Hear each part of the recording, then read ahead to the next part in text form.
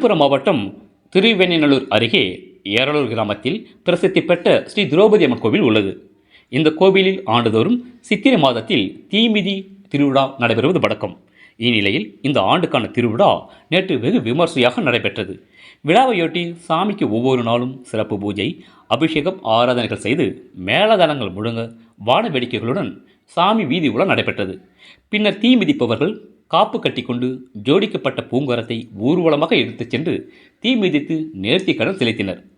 தீமிதி திருவிழாவில் ஏரலூர், யானதிமங்கலம், செம்மார், மேலமங்கலம், கரடிப்பாக்கம், வடையாம்பட்டு, பேரங்கூர் உள்ளிட்ட சுற்று வட்டார கிராமங்களில் இருந்து ஏராளமான பக்தர்கள் கலந்து கொண்டு சாமி தரிசனம் செய்தனர். இதில் ஊராட்சி மன்ற தலைவர் வெங்கடாஜலபதி கலந்து கொண்டு சிறப்பித்தார். விழாவிற்கான ஏற்பாடுகளை ஊர் முக்கியஸ்தர்கள், நாட்டாமைகள் மற்றும் ஊர் பொதுமக்கள் செய்திருந்தனர். ரேட் நியூஸ் தமிழ் செய்திக்காக திருவெண்ணநல்லூர் தாலுகா செய்தியாளர் வெற்றிவேல்.